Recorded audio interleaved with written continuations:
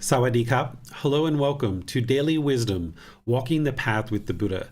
Today is our day to get together for meditation. It's part of our group learning program where on Sundays we get together and we talk about a chapter in this book, and I share teachings with you to help you walk through this book over a 7-month program called the Group Learning Program. That's restarting on January 8th from the very beginning, so you're welcome to join on Sunday at 9 p.m. Thai time, and you can either join on Facebook, YouTube, in Zoom, and there's some other places that we live stream as well, or you can watch the playback or the replay, because on Sundays we go through that book chapter by chapter, and then on Wednesdays we get together in order to share teachings on the path to enlightenment through meditation, so that you can learn breathing mindfulness meditation, loving kindness meditation, and we even do Buddhist chanting as part of that as well. We're coming to the close of our group learning program here, and we've just finished up our retreat series, Harmony and Relationships, so we're going to be restarting the whole program from the very beginning on Sunday, January 8th. So today we're doing loving kindness meditation together, which we start with chanting to kind of ease into meditation. Then we do breathing mindfulness meditation just for kind of a short period, a few minutes, to kind of prepare the mind for the loving kindness meditation. Then I'll guide you guys in the loving kindness meditation part, and then we'll go back to breathing mindfulness meditation and then come out with some chanting. So the way that we do this loving kindness meditation is right in the middle of all of that I just described, and I'll be guiding you through all of this. We'll be doing affirmations where we'll make these rings, and we'll start with I. May I be peaceful. And when you hear me say that, in the mind, you repeat that affirmation on the out breath whenever you get to your next out breath. So you don't need to match exactly to my breath, but I'm going to be guiding you, and you'll hear me say these statements, and then on your out breath, you'll be able to say in the mind, may I be peaceful. And then there'll be additional affirmations. May I be safe. May I be well. May I be free of all discontentedness and the suffering it causes. After those 4 affirmations for I, then we will move to the next ring, whatever that is, and we'll go through all these rings until we get to all beings. And we'll go all 4 statements all the way through each of these individual rings. And what you're doing is you're transforming the mind away from anger, hatred, and ill will and towards loving kindness, or this active goodwill, this genuine interest in seeing all beings be well. So that then by filling up the mind with loving kindness and meditation, in your daily life, you can practice through your intention, speech, and actions to also have loving kindness, where you can be polite, kind, friendly, and respectful to all beings. This is what's going to transform the mind. All the work that you're doing on the path to enlightenment is for your mind. It's not to actually change other people or change the world. Instead, what you're doing is you're working on transforming your own mind, and by cultivating wisdom about the pollutions that are in the mind and then eradicating those pollutions, now you can function in daily life through the natural laws of existence, namely the natural law of karma, of cause and effect and action and result. And now, as you interact in the world, you'll be interacting in a more peaceful, harmonious way. You'll experience this blossoming of your personal and professional relationships because you're no longer functioning through anger, hatred, or ill will. And as you're transforming the mind through this meditation and through the Eightfold Path and all the other teachings that the Buddha shares, you're going to experience periods of being annoyed or irritated or frustrated or other discontent feelings like this. But over time of training the mind, you'll see this gradual declining of feelings like anger, sadness, frustration, irritation, annoyance, guilt, shame, fear, boredom, loneliness, shyness, resentment, jealousy. All of these feelings and others are gradually diminished in the mind. As you're removing more and more of the pollution of the mind, you'll see this brightness and this radiance come through, where you'll experience more peace, calm, serenity, and contentedness with joy. And eventually, once you eliminate all the pollutions of mind, then these mental qualities will be permanent. the mind will always be peaceful, calm, serenely content with joy. There's even this focus and this clarity, this concentration and deep memory that comes into the mind as you're getting rid of the pollution that's plaguing the mind. Now the mind can perform optimally. So it is the Eightfold Path that is guiding you to that. And meditation, specifically loving kindness meditation, is one aspect of that path. So we come together to encourage, support, and motivate each other in our meditation practice. So thank you for joining. I appreciate that you're here and interested in learning the teachings of the Buddha.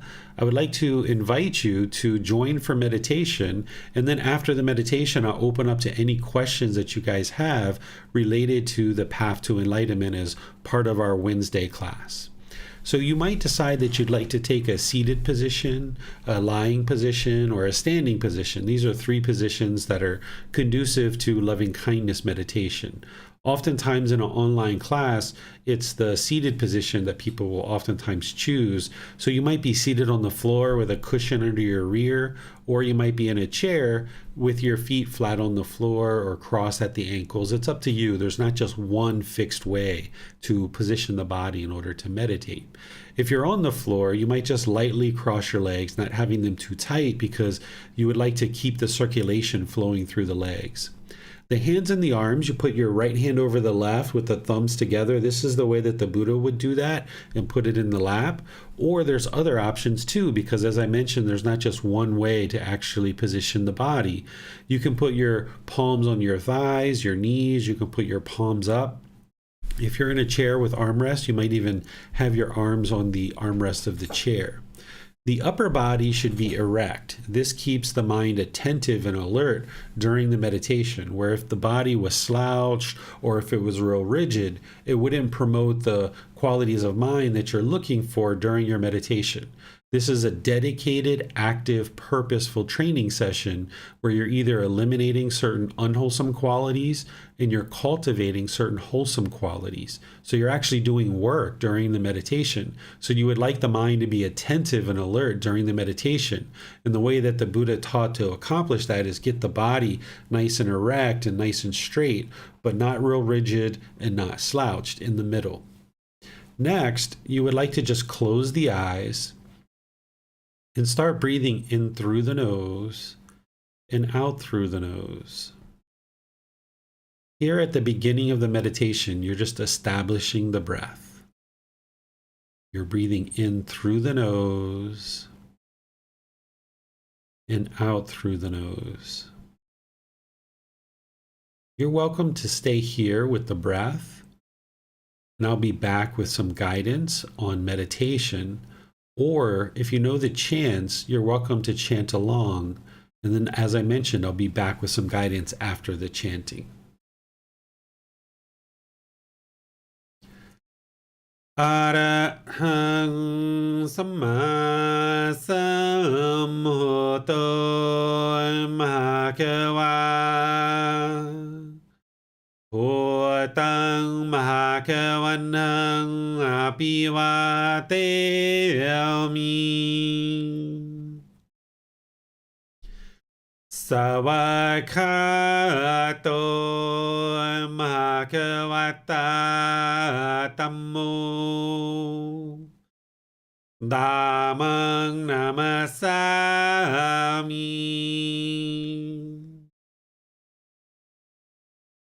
Supatipano Mahakavato Savaka Sangho Sanghang Namami Namo Rasa Bhagavato Arahato Samma Sambuddhassa Namo Rasa Bhagavato Arahato Samma Sambuddhassa Namo Rasa Bhagavato Arahato Samma Sambuddhassa Iti Piso Makawa Arahang Samma Sambuddho Vichacharanang Sammuno Sakhato Rokavito Anutero Purisa Dhammasati Satatawa Manusanang Bhutto Bhagavati.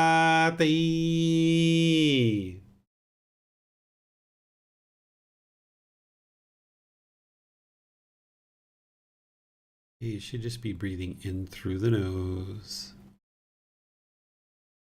and out through the nose. Here you're just establishing the breath, a nice, natural, steady, consistent breath. Breathing in through the nose and out through the nose. Your breath isn't going to match up to the guidance that I'm providing.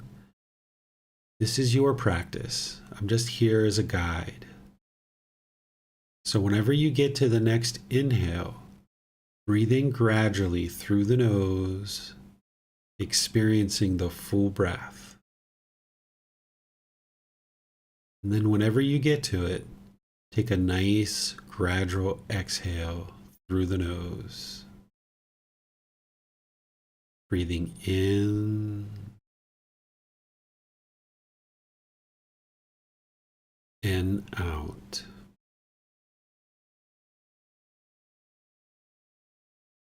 Breathing in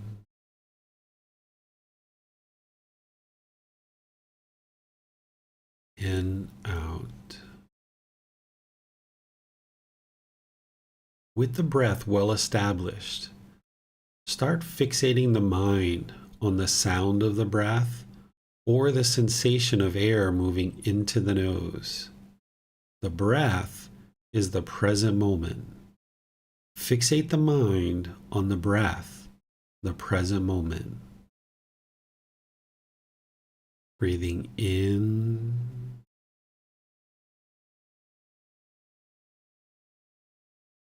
and out.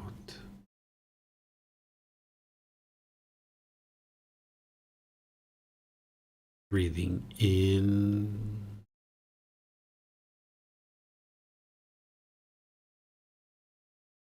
and out.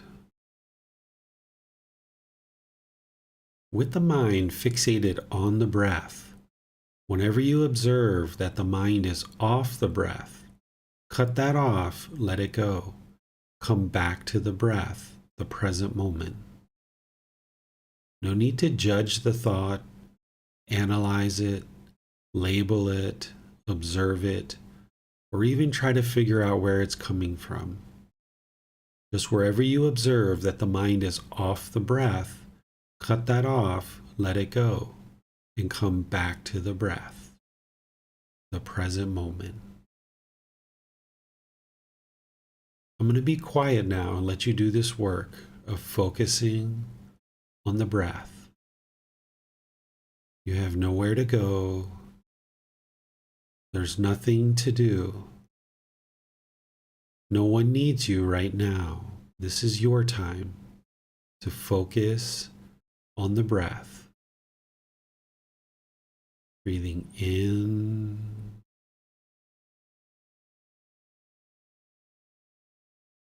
and out.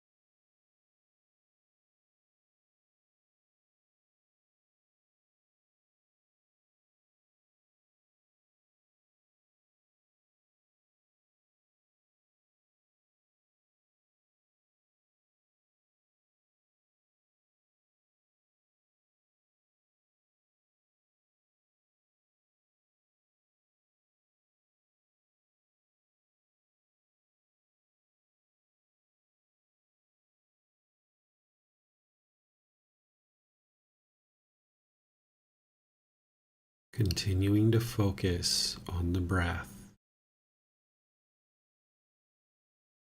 On the out breath, repeat these affirmations in the mind.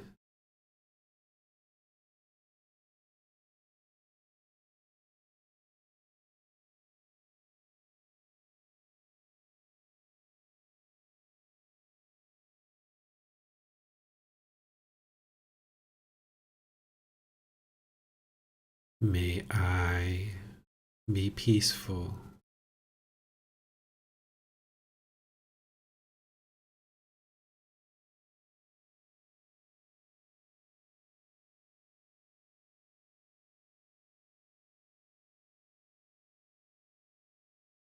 May I be safe.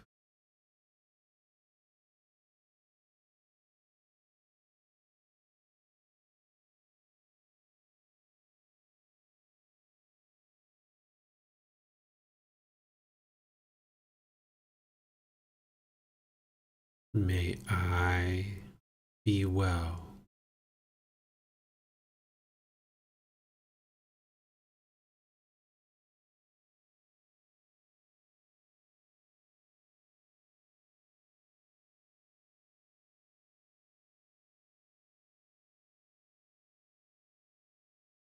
May I be free of all discontentedness and the suffering it causes.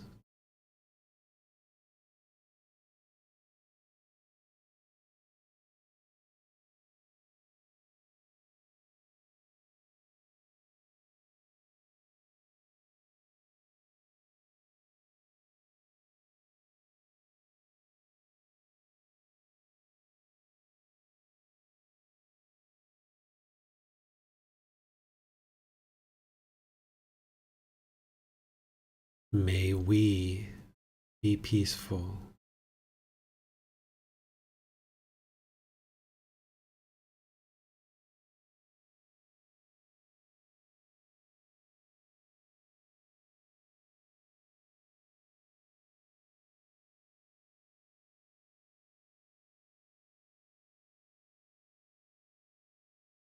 May we be safe.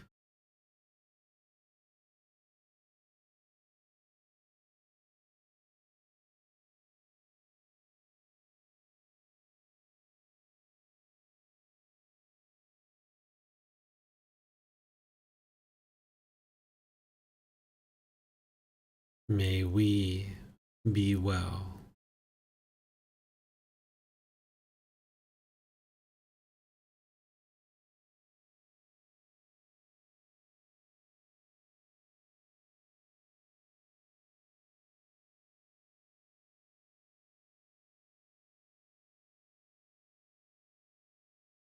May we be free of all discontentedness and the suffering it causes.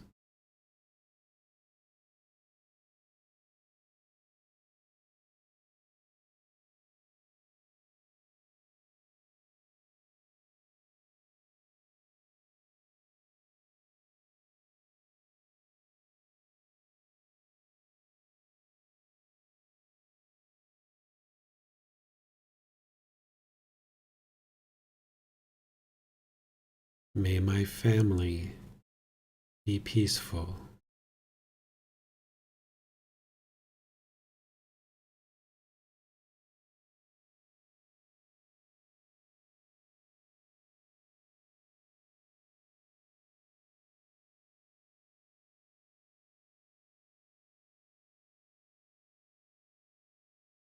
May they be safe.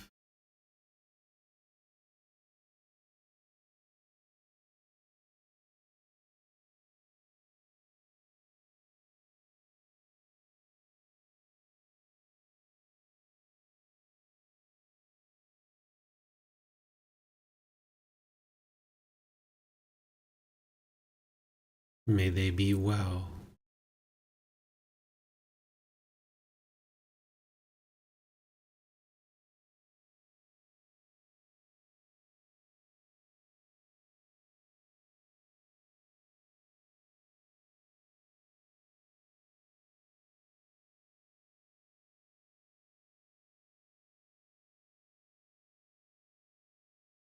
May they be free of all discontentedness in the suffering it causes.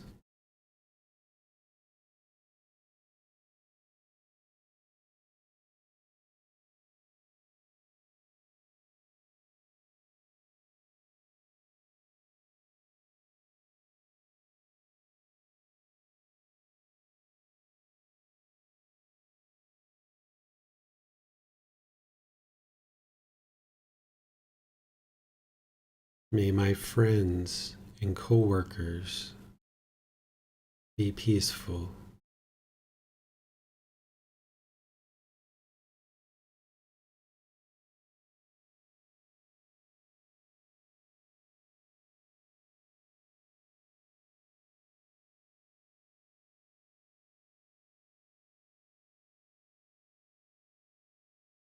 May they be safe.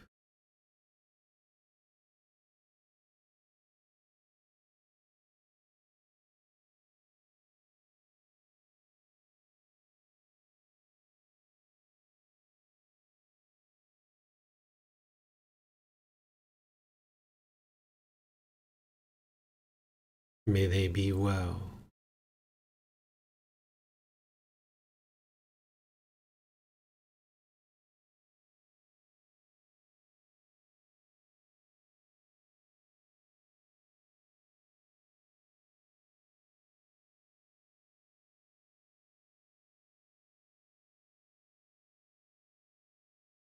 May they be free of all discontentedness in the suffering it causes.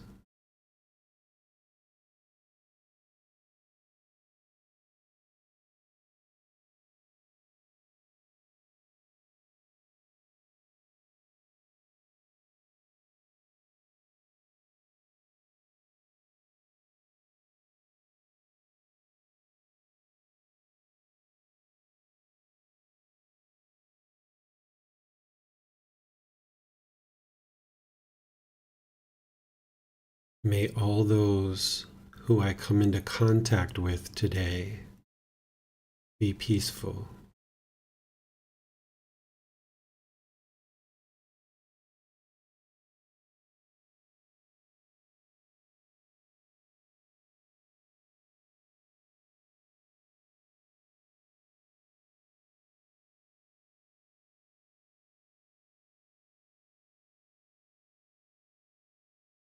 May they be safe.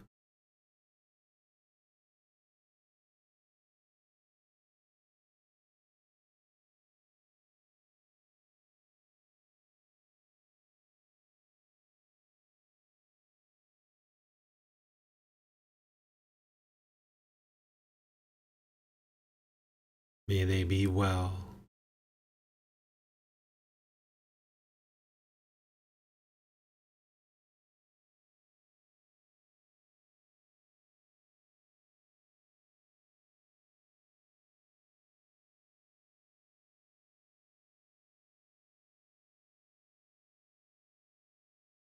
May they be free of all discontentedness in the suffering it causes.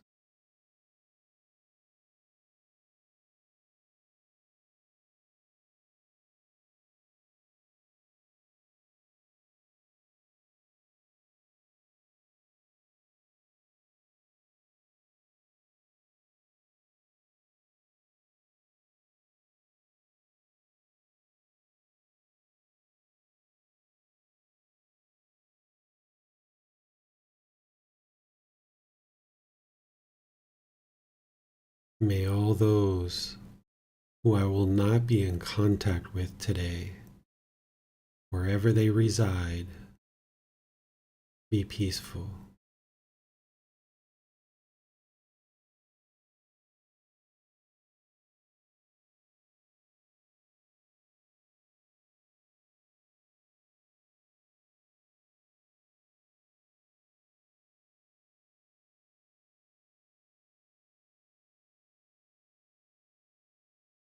May they be safe.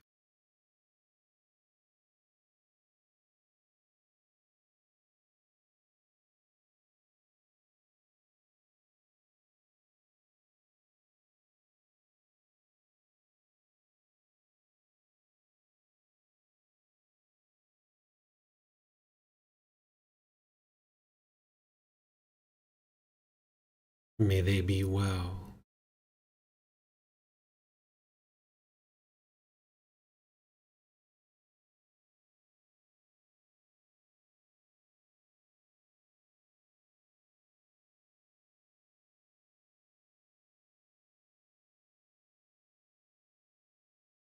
May they be free of all discontentedness and the suffering it causes.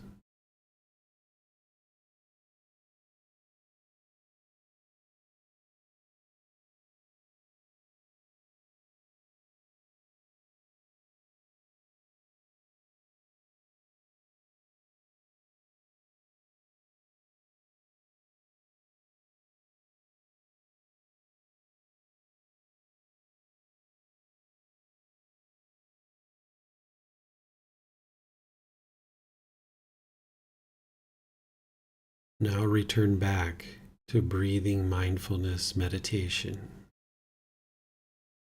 focusing on the breath, cutting off any time the mind moves off the breath. Breathing in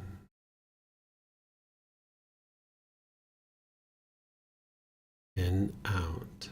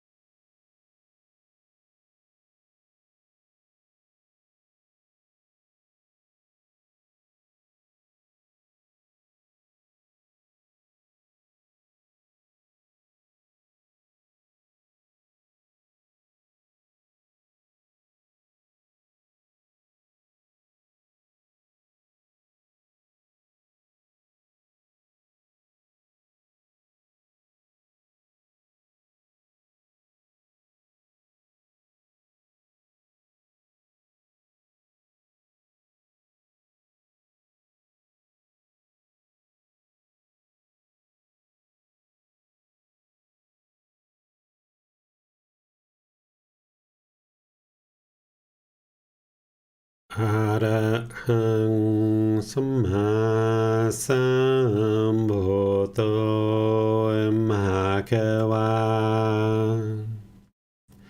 พุทธังมหาเขวันหังอภิวาเทมิสวากขาโตมหาเขวตาธัมโมธัมมังนามัสสามิสุปฏิปันโนมหาเขวโตสาวกสังโฆสังฆังนามามินับโมตัสสะภะคะวะโตอะระหะโตสัมมาสัมพุทธัสสะนับโมตัสสะภะคะวะโตอะระหะโตสัมมาสัมพุทธัสสะนับโมตัสสะภะคะวะโตอะระหะโตสัมมาสัมพุทธัสสะอิติปิโสมหาเขวาอะระหังสัมมาสัมพุทโธวิชาจารณังสัมมุโนสกขาโตโรกาวิโต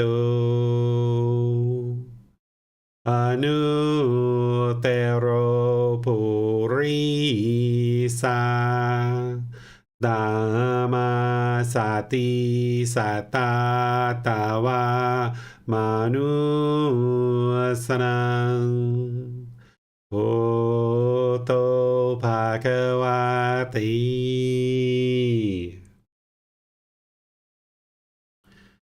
If you guys would like to slowly make your way out of meditation, what I'll do is just open up to any questions that you guys have related to anything on the path to enlightenment. You're welcome to ask questions in Facebook, YouTube, or Zoom. Or in Zoom, you can electronically raise your hand and ask any questions that you like.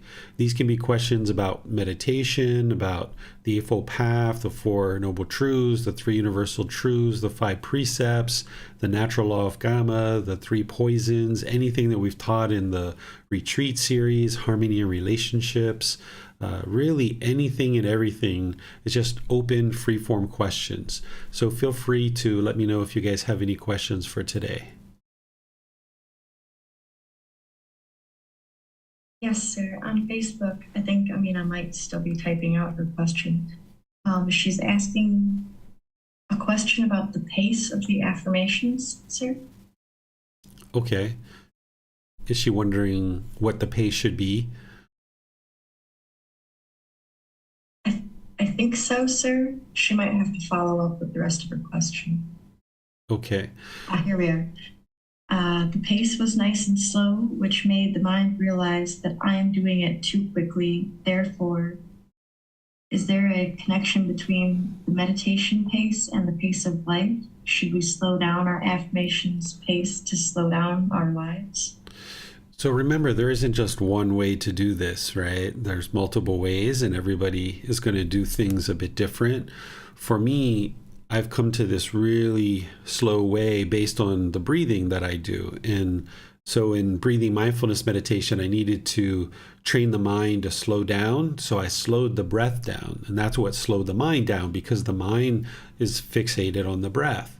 So by training your mind in breathing mindfulness meditation to slow the breath down and slow the mind down, now when you're doing loving kindness meditation, I'm taking a deep breath in And then on the exhale, I'm doing a affirmation.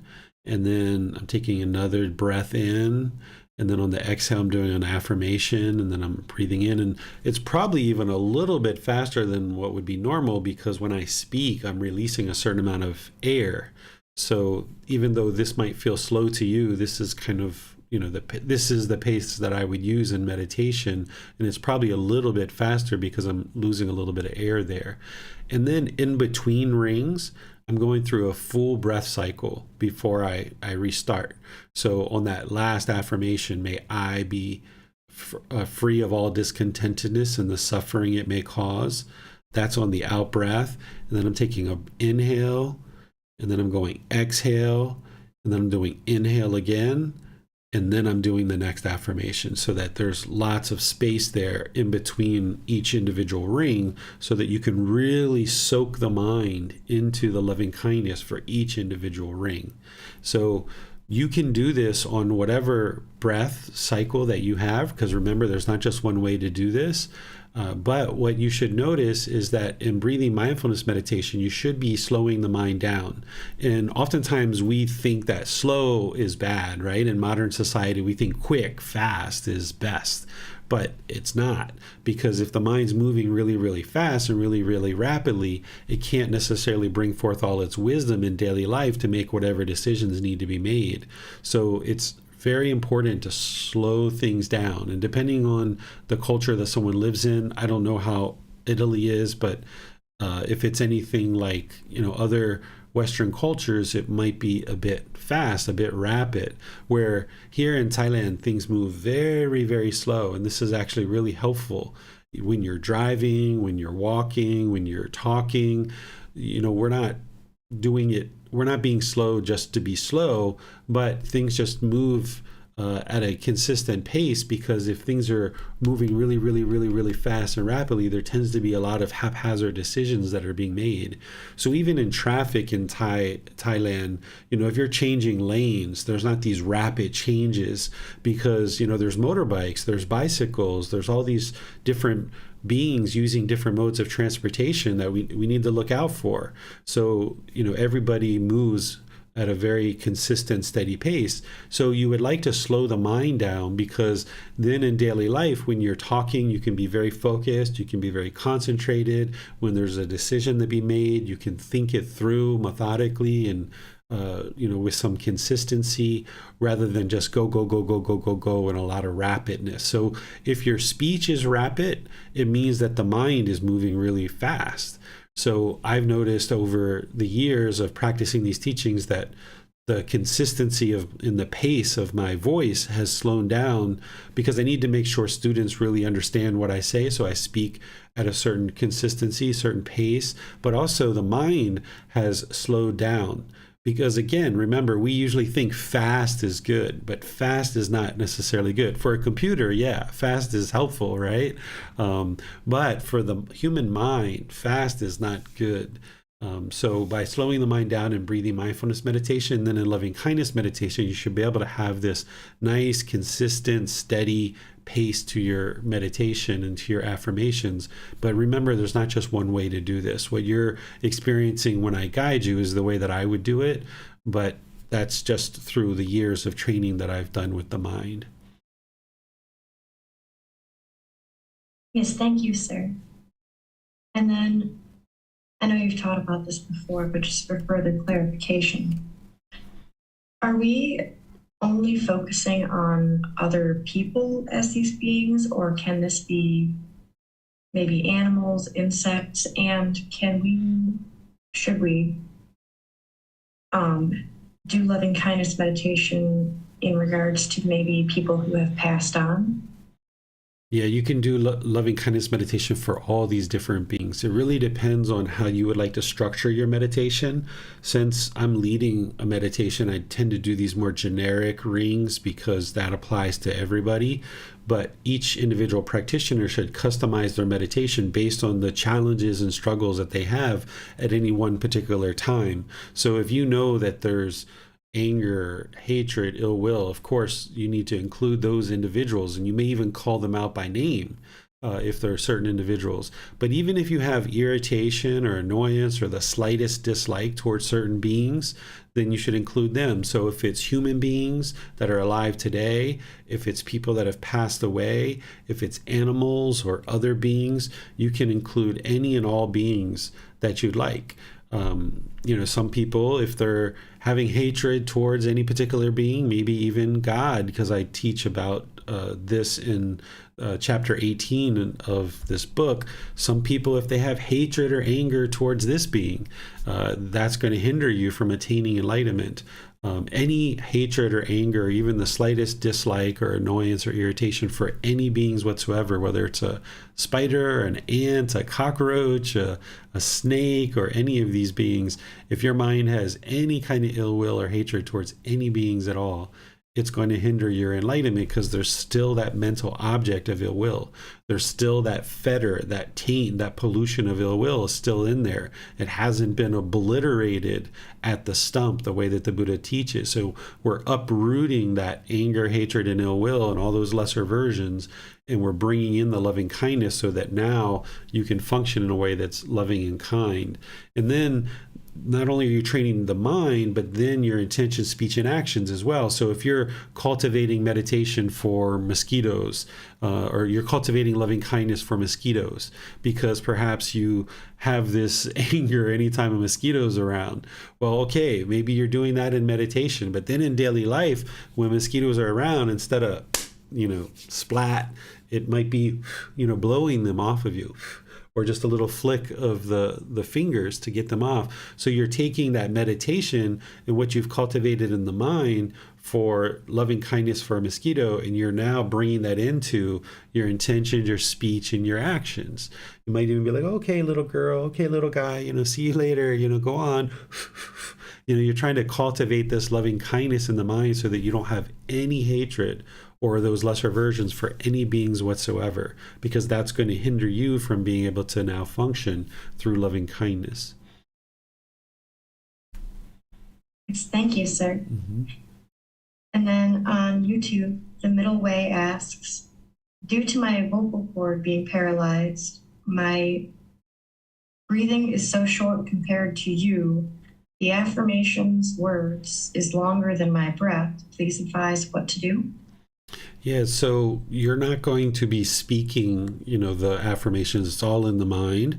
So if you're breathing in and then you're breathing out, and the affirmation is longer than your out breath, just continue the affirmation on the in breath as well. So each human body is going to be different, so that length of breath is going to be different for each person. But start it with the out breath, and then if you need to go to an inhale, as you're not yet done with the affirmation, just continue the affirmation on the inhale as well. Yes, thank you, sir.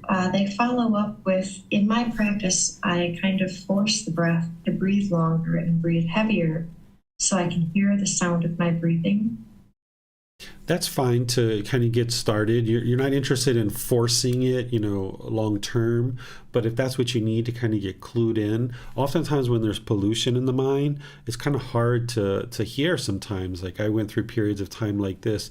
You might even have blurry vision at different times, because the mind and the brain are so involved in hearing and sight and smell and all of these different senses. So you can see your senses go to a heightened state where they're kind of oversensitive, and you can go to periods of time where they're kind of muted. The Buddha actually talks about this in his teachings.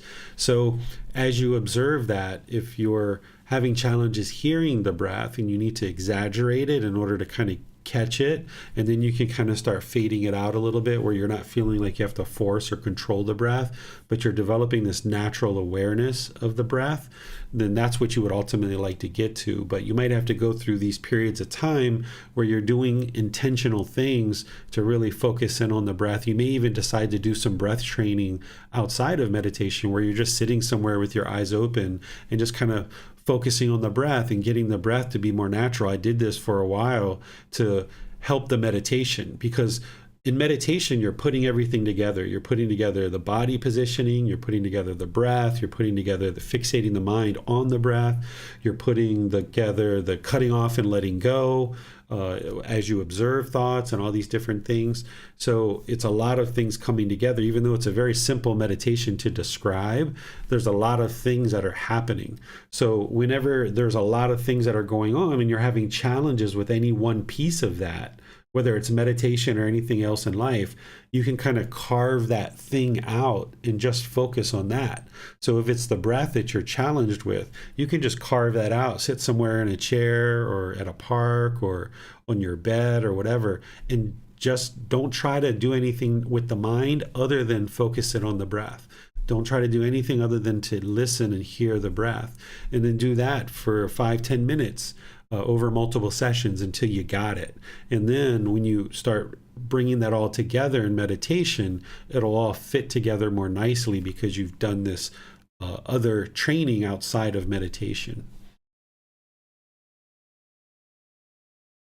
Yes, wonderful. Thank you, sir. Mm-hmm. They also say, during practice, I get distracted with my thoughts that this is so good, I should send the link of this practice to my friend, then I send the link to 3 people, then come back to meditation. Please advise, sir. Yeah, this is craving, right? The mind is holding on to the world. You haven't let go of craving in regard to the world. This is what the Buddha explains. So this is why my guidance when I do breathing mindfulness meditation, I say, you have nowhere to go. There's nothing to do. Nobody needs you right now. This is your time, right? Because you need to get used to that of letting go of the world, and this is your time, to the point where your mind is so peaceful in meditation that if you died in that moment, you'd be completely fine with that. Not that you're aspiring for that, not that you would like that to occur, but if it occurred while you were meditating, there's nothing else that the mind's holding on to. So the mind's still holding on and attached to the world and to these friends or family, whoever it is, and you should cut that off. So when that thought of I want to send this link to people, cut that off and let it go. And just come back to your meditation, come back to your meditation, come back to your meditation. If you would like to send it to them, send it to them after class. But during the meditation, cut that off and let it go. And then if you are sending links to people about these teachings, if you did that excessively, that's also craving. So if you send a link, 1, 2, 3 times to somebody, okay, that's enough, let it go. If they would like to pursue training in the teachings of the Buddha, they will. If they're not interested in that, then they won't do that. But if you have craving, you might be sending 6, 8, 10, 12, 15, 18, 20 different links to them, and this is from your own craving. So you need to cut that off, not only in meditation, but outside of meditation. If you're noticing this urge, this obsession, this longing, this yearning for others to practice these teachings, that's because of the craving. And you need to train the mind to let that go. And as you do, then your mind will become more peaceful and more joyful. But as long as there's craving and holding on to others, then the mind can't get to that peace and joy, because the mind's holding on to these other beings, wanting them to do the same things you're doing. Wonderful. Thank you, sir. Mm-hmm. It does not appear that there are any other questions at this time. Okay. Well, thank you all for joining for today's class, coming together to encourage, support, and motivate each other in our meditation practice. It's wonderful to be with you guys and do meditation. This weekend is New Year's, so we're still having classes throughout the New Year's weekend. On the 31st, which is New Year's Eve, we're doing the Pali Canon and English Study Group. We're in volume 13, so you're welcome to join for that class. And then on Sunday, I'm not doing any kind of talk on any teachings because it's New Year's Day. I thought what I would do is just come together and do meditation with those of you guys that would like to log in and do meditation together on January 1st at the same time as normal. And then that following Wednesday, a week from today, we're also going to be doing meditation together, breathing mindfulness meditation, because then that Sunday, which is a week and a half from now, we're going to be restarting the group learning program from there. And then on the 28th of January, we're going to be restarting the Pali Canon and English study group. So over this New Year's weekend, we're just doing meditation together with some Pali Canon and English study group on Saturday. So thank you all for joining. Have a very lovely and wonderful rest of your day. We'll see you guys in one of these future classes. Take care. Sawadee krap.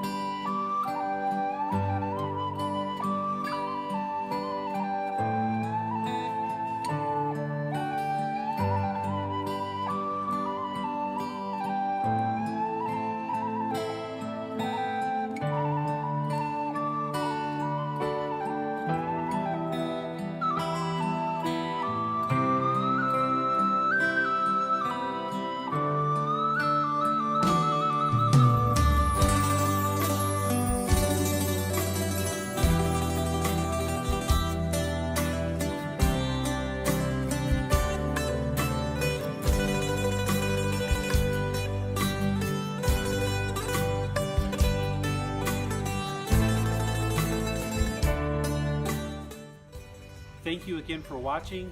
Enjoy your meditation. Look forward to seeing you online and answering any questions that you might have. Thank you so much.